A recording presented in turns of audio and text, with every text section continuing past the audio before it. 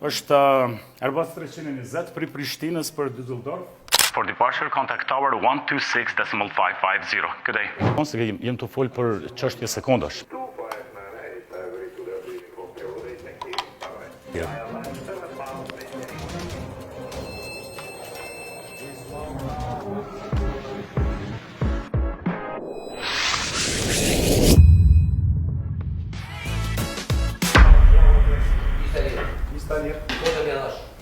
Po, një operim ku sekundat janë të rëndësishëm.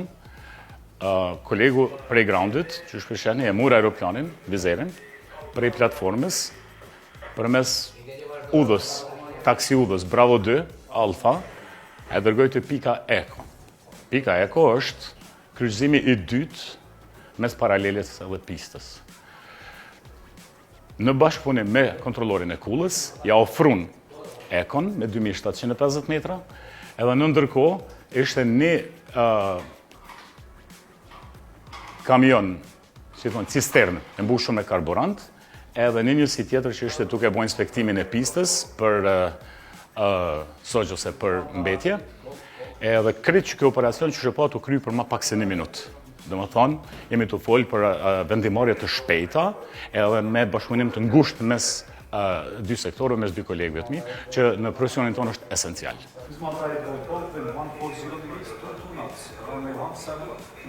Cleared for take-off, autorizohesh për ngritje, që kjo është ajo fjala e fundit që piloti e merr, edhe e patë edhe vetë se për me orë deri të që kjo thonja cleared for take-off, u dashën mu bo një sër operimisht një pas njëshme, për mu siguru që kjo fjala e fundit është ma sigur të për i krejtve.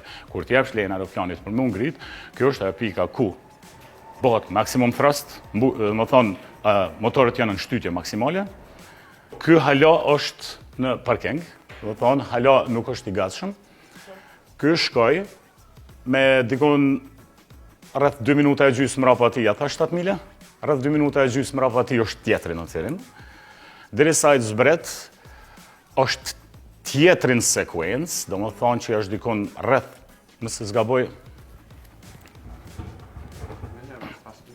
3 minuta.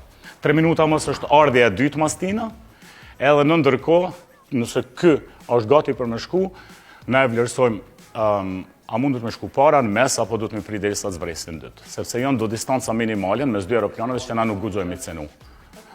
Vlerësojmë bazuar në pozita aeroplanit, shpejtësi, distancë, edhe performancë. Zogjt janë po ashtu, historikisht kanë ditë me qenë problemi madh në industrinë aviacionit. S'po flasë vetëm për Prishtinën, po flasë në gjithë botën.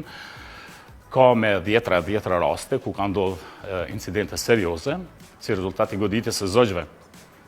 Jo me sigur që e dini rastin e Captain Salinger në lumin Hudson, New York, që do të thonë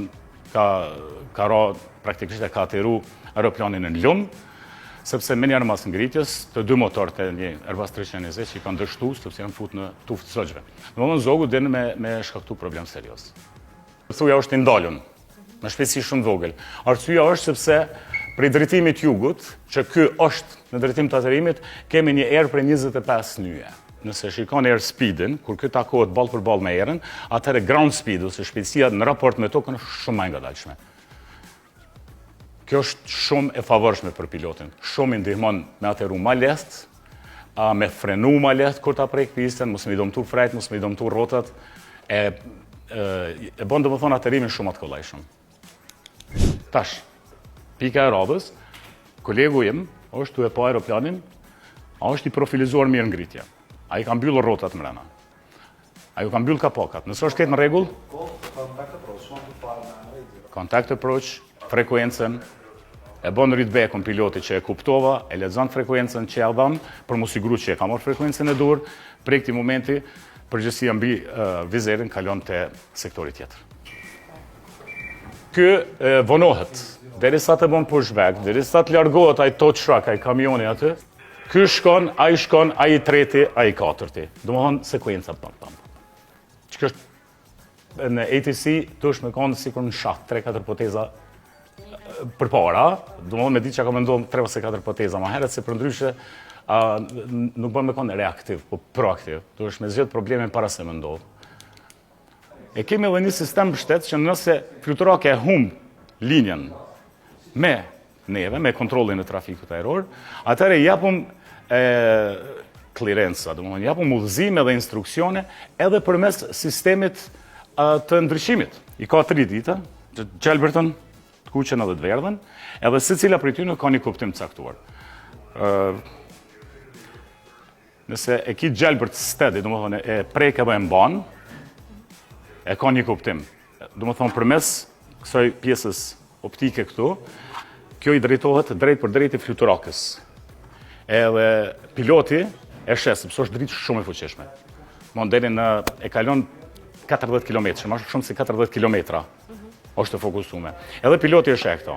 Edhe nëse kimi dhon instruksion të qartë, e gjelbërta flashing, e kuqja steady, e kuqja flashing, secila ka një kuptim.